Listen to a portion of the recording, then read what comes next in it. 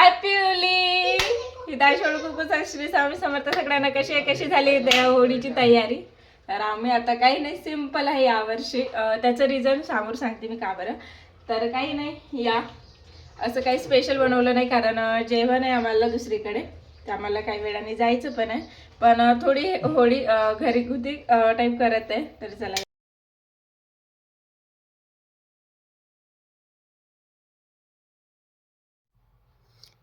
तर आता घरगुती याने होळी सेलिब्रेट केली आहे. आणि सेलिब्रेट करायला काही नाही, आम्ही तिघंच. मी प्रत्येक क्षण म्हणते ना, माणसाचा क्षण कधी शेवट असं सांगता येत नाही. मग तो येईल, हा येईल, एकत्र येऊ, मग करू, अशी वाट बघण्यापेक्षा ना घरच्याच घरी जसं होते तसं करायचं. कारण आमच्या कॉलनीमध्ये घरं म्हणजे नाहीच्या बरोबरीतच आहे, 3-4 घर असल्यामुळे कोणी कोणाकडे इंटरफेअर करत नाही. आणि मग काय, एक शेजारचं जे घर आहे त्यांच्यासोबत आमचं बॉन्डिंग खूप छान आहे. तर ती फॅमिली आणि ही फॅमिली मिळून आम्ही यावेळेस सेलिब्रेशन केले छोटंसं. आणि हर वेळेस कसं होतं आहे ना, आम्ही दादांचा कॉल यायचा, दादांचा कॉल आला की आमचं नाश्ता पाणी आटपलं की आम्ही त्यांच्याकडे जायचं आणि 2पर्यंत तिथे होळी सेलिब्रेट करायचं. सगळं आवरून आम्ही निघालो आहे ताईंकडे, जिथे आज जेवण आहे आमचं तिथे. तर चला भेटूया. तर ताईची गोष्ट मगाशी मी म्हटलं होतं की तुम्हाला मी सांगणार. तर काय झालं होते सांगते. ठीक आहे. तर असं झालं होते, 7 महिन्याआधी भाऊ रेल्वे कर्मचारी होते आणि रेल्वे कर्मचारी याच्यामध्ये काम करताना ते डेथ झाली.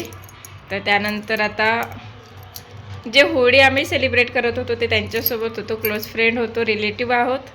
आणि त्यांना नेहमी आठवण करत राहतोच आणि राहू पण. तर त्यांच्याकडे आज त्यांचं ताट आहे, म्हणजे जे अकर्माशीसाठी करतात ना 11 महिने त्यांचं जेवण. तर त्या जेवणासाठी त्याने आमंत्रण केलं आम्हाला. तर चला बघूया, तिथे जाऊया. आणि हितांशीकडे बघा, वाटतंय का कलर खेळल्यासारखी वाटतंय. अजून तिने आंघोळ नाही केली, आमची दोघांची आठ पण झाले. आणि तिला खेळायचं आहे त्यांच्यासोबत. मस्त आहे ना रंग. काय होळी खेळणार आहे तू त्यांच्यासोबत?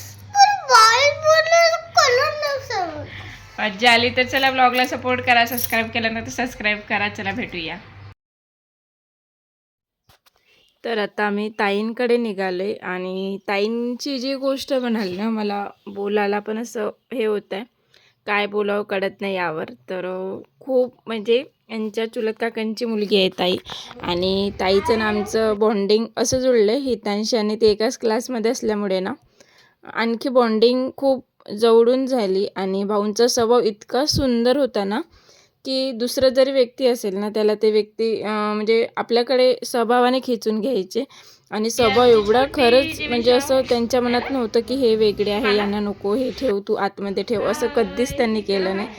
म्हणजे हितांशीला सुद्धा म्हणजे असं म्हणतात ना, जेव्हा मी असं बाहेर जातो आम्ही कुठे, तर तेव्हा मी तिला ठेवायची. ताईंचे कामं पण ते जर राहिले तर ते मॅनेज करून टाकायचे. आणि आता जी ही गोष्ट अशी झाली आहे ना, म्हणजे माणूस पूर्ण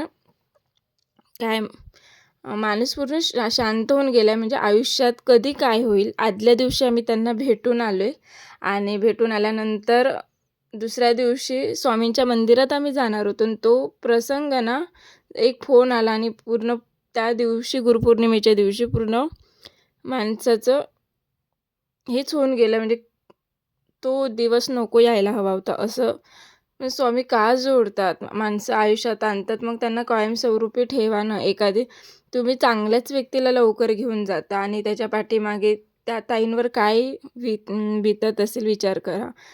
न कधी बाहेर जाणारी तिला आज पदोपदी 3ऱ्या दिवसापासून घराच्या बाहेर पडावं लागलं.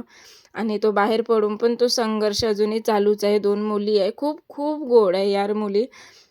तर असं हे बॉन्डिंग होतं ताईंचं.